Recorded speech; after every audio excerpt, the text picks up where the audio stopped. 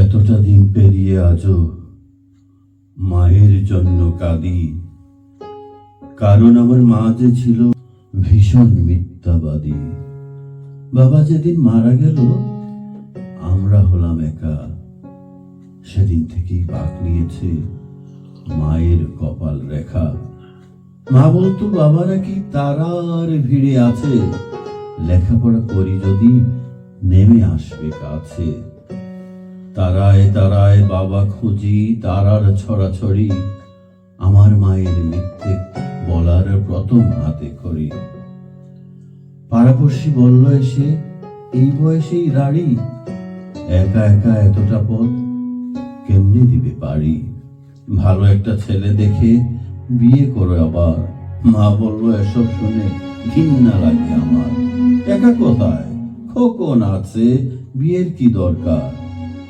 ওটা ছিল আমার মায়ের চরম মিথ্যাচার। রাত্রি জাগে সেলাই মেশিন, চোখের কোণে কালি, নতুন জামায় ঘর ভরে যায় মায়ের জামায় তালি।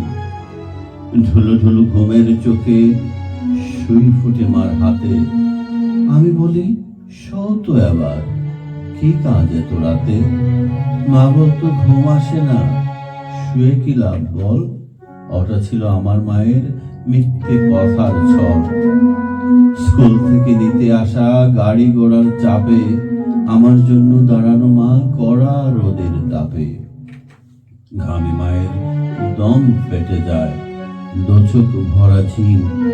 ভ্যানিটি ব্যাগ খুলে আমায় দিত আইসক্রিম। মায়ের দিকে বাড়িয়ে ধরে বলতাম একটু নাও। মলিন হেসে বলতো মা খাও তো বাবা খাও। আমার আবার গলা ব্যথা, ঠান্ডা খাওয়া মানা। ওটা ছিল আমার মায়ের নিঠুর মিথ্যাপনা।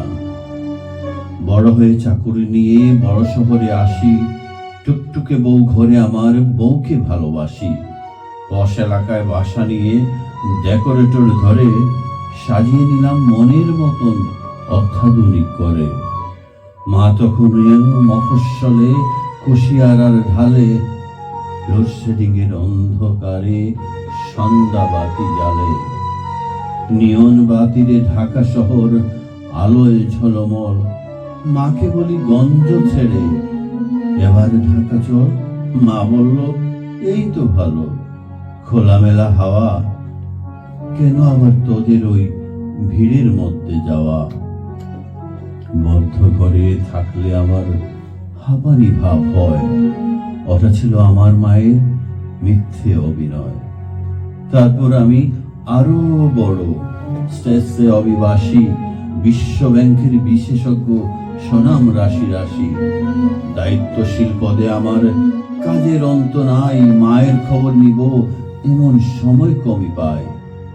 মা বিছানায় একলা পড়া, খবর এলো শেষে এমন অসুখ হয়েছে যার চিকিৎসা নেই দেশে। উড়ে গেলাম মায়ের কাছে, অনেক দূরের পথ। পায়ে পড়ি মাকে বলি এবার ফিরাও মত। একা একা গঞ্জে পড়ে কি সুখ তোমার বলো, আমার সঙ্গে এবার তুমি আমেরিকা চলো। এসব অসুখ আমেরিকার কোনো ব্যাপার নয়, 7 দিনের চিকিৎসাতেই সমূল নিরাময়। কষ্ট হাসি মুখে এনে বলল আমার মা, প্লেনে আমার চড়া বারণ, তুই কি জানিস না।